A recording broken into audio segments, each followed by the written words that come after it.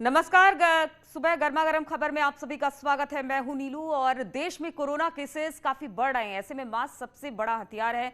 हम आपसे बार बार अपील करते हैं कि आप मास्क पहनिए। इसको लेकर न्यूज़ 18 ने एक मुहिम शुरू की है, मास्क पहनो इंडिया। आप खुद से ये प्रण लीजिए कि जब तक ये महामारी है आप मास्क नहीं उतारेंगे। चलिए खबरों की तरफ रुख करते हैं। तो गाजियाबाद से पहली खबर है। यहाँ पे एनकाउंटर, पुलिस के साथ एनकाउंटर हुआ है बदमाशों का। इस मुठभेड़ में बताया जा रहा है एक बदमाश गिरफ्तार हुआ है, दूसरा फरार चल रहा है। चेकिंग के दौरान बदमाशों ने की थी फायरिंग। गिरफ्तार आरोपी पर पहले से ही 7 केस है दर्ज। लोहिया नगर में ये मुठभेड़ हुई है।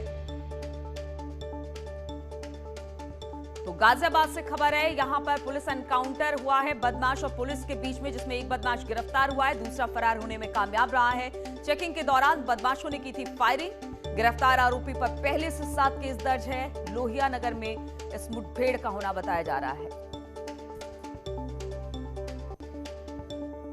लोहिया नगर चौकी क्षेत्र में जब पुलिस चेकिंग कर रही थी, उस चेकिंग के दौरान 2 अज्ञात व्यक्ति बाइक पर सवार थे, जिन्होंने एकदम से भागने की कोशिश करी एवं पुलिस पे फायर कर दिया।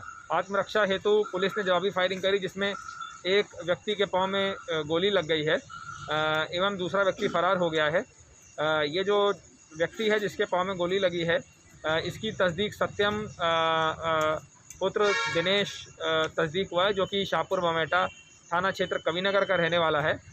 ये सिहानी गेट के एक लूट के मुकदमे में पहले से वांछित था एवं इसके ऊपर थाना जनपद गाजियाबाद से 7 अन्य मुकदमे लिखे गए एवं 4 गौतम बुद्ध नगर से इसके ऊपर मुकदमे हैं।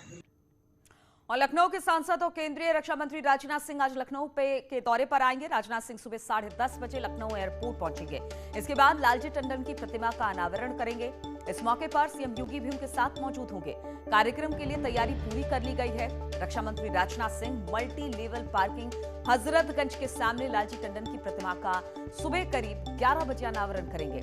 12:15 बजे के आसपास पीजीआई पहुंचकर वहां पर भर्ती पूर्व मुख्यमंत्री कल्याण सिंह से भेंट करेंगे, उनके स्वास्थ्य का हाल चाल लेंगे।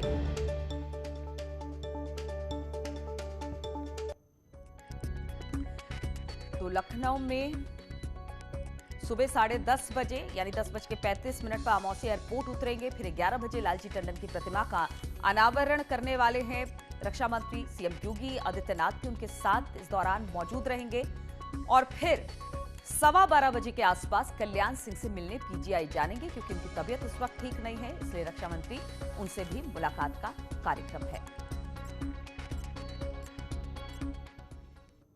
और लखनऊ में मुख्यमंत्री योगी आदित्यनाथ मिशन रोजगार के तहत नियुक्ति पत्र बांटेंगे और इस दौरान करीब 100 एक्साइज इंस्पेक्टर को सीएम नियुक्ति पत्र देंगे।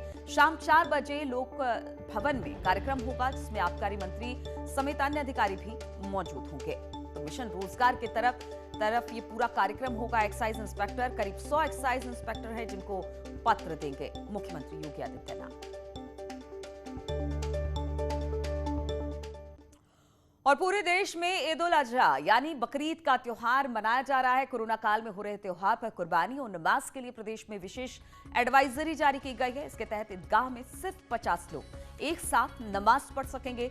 साथ ही नमाज के बाद एक दूसरे के गले मिलने से परहेज करने की सलाह दी गई है। इस्लामिक सेंटर ऑफ इंडिया ने भी नमाज के लिए एडवाइजरी जारी की है। इसमें लोगों से खास एहतियात बरतने की अपील की गई है।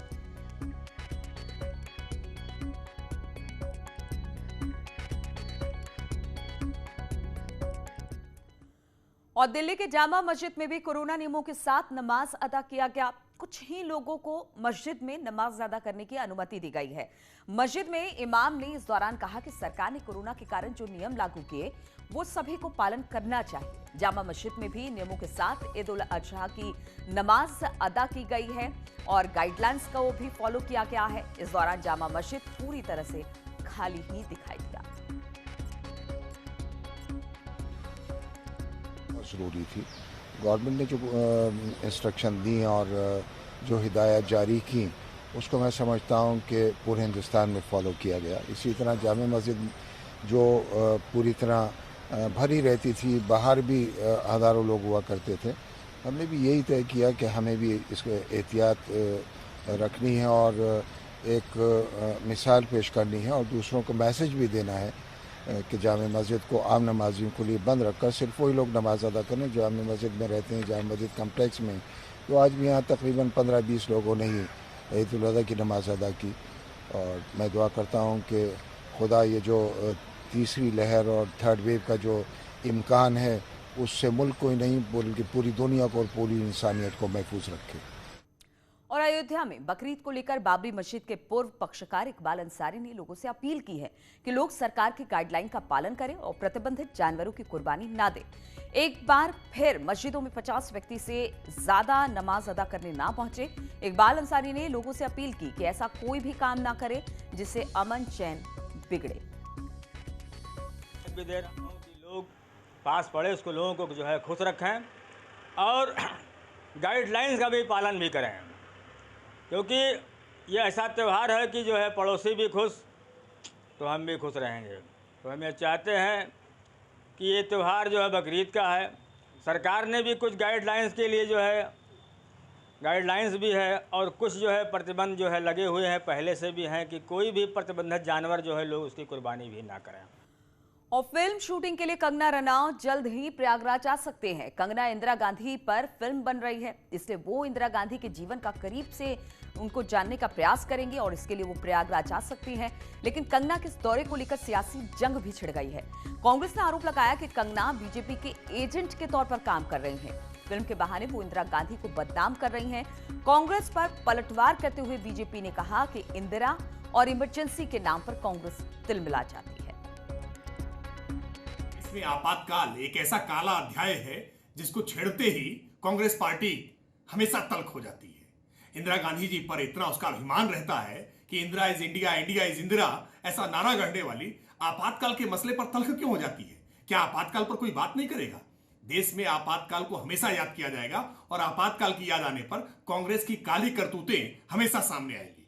और उत्तर प्रदेश में योगी आदित्यनाथ जी की सरकार है, या किसी के आने पर कोई रोक लगा दे ये संभव नहीं है। देश में कानून का राज है। प्रदेश में, उत्तर प्रदेश में कानूनन अगर किसी को कोई आने से रोकेगा तो उस पर कठोरता से कार्रवाई की जाए। इसको ये जानना चाहिए कि इंदिरा गांधी ने किस प्रकार से भारतीय लोकतंत्र को शर्मसार करने का काम किया था। आपातकाल के समय उन्होंने मीडिया के लोगों का, राजनेताओं का, पत्रकारों का, अनेक प्रकार के लोगों को प्रताड़नाएं दी थी, यातनाएं दी थी, जेलों में बंद कर दिया था। निश्चित रूप से भारतीय लोकतंत्र का एक काला अध्याय है आपातकाल, जिसको हम सब लोग बहुत अच्छी तरह जानते हैं। आने वाली पीढ़ियां भी उससे परिचित हो सकें, इसके लिए यह फिल्म निश्चित रूप से बहुत ही मददगार साबित होगी।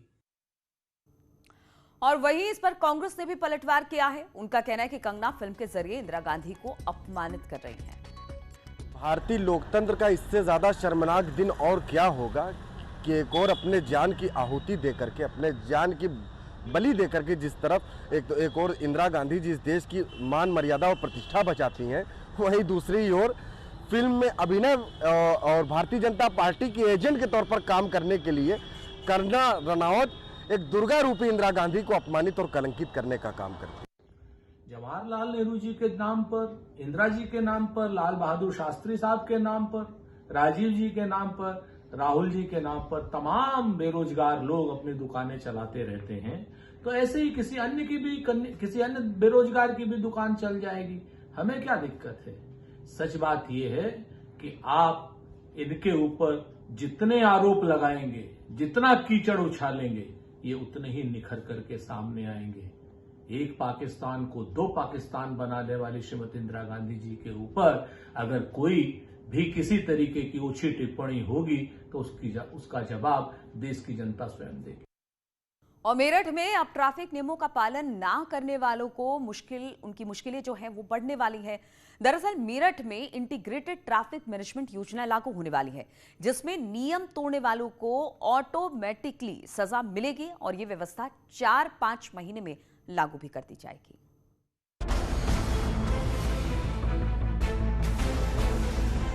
ट्रैफिक नियमों की अनदेखी पड़ेगी भारी। नियम तोड़ने पर मिलेगी ऑटोमेटिक सजा।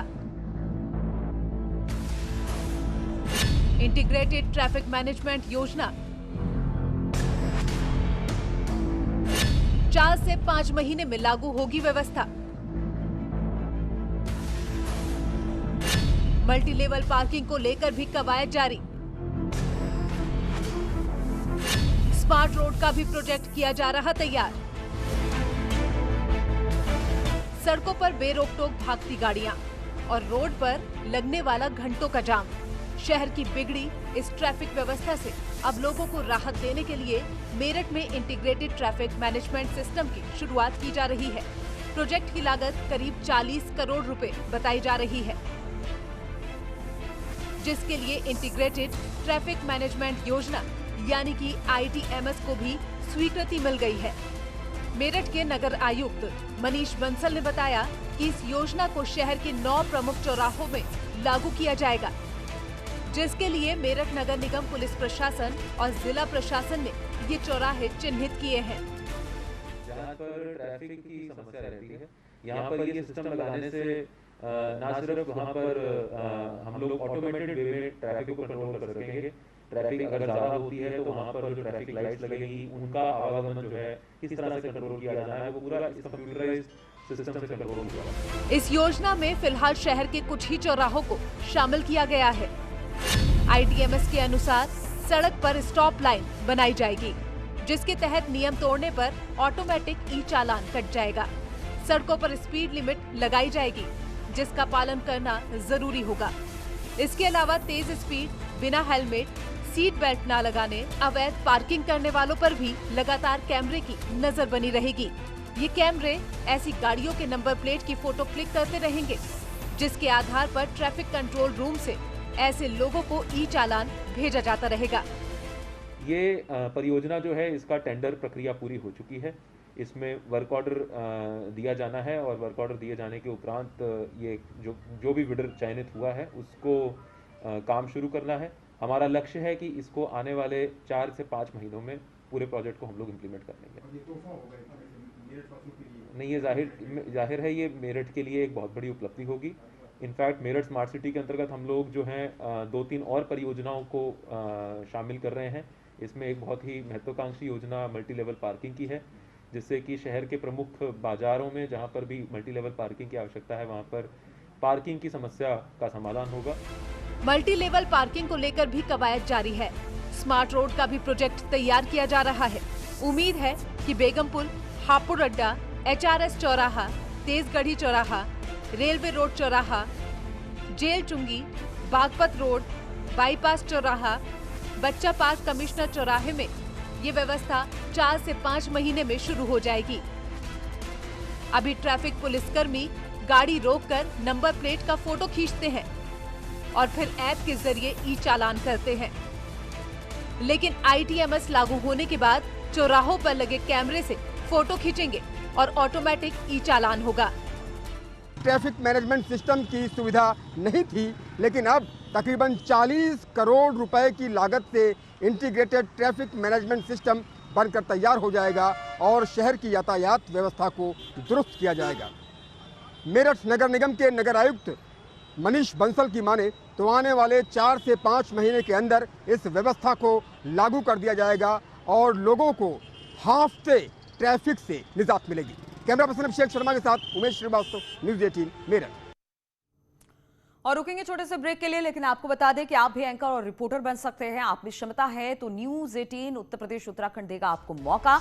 आप न्यूज़ एंकर रिपोर्टर बनना चाहते हैं तो आप हमें अपना 1 मिनट का वीडियो भेजिए। लॉग इन कीजिए news18.com/उत्तर-प्रदेश-एंकर_रिपोर्टर। शॉर्टलिस्ट लोगों को मिलेगा मौका।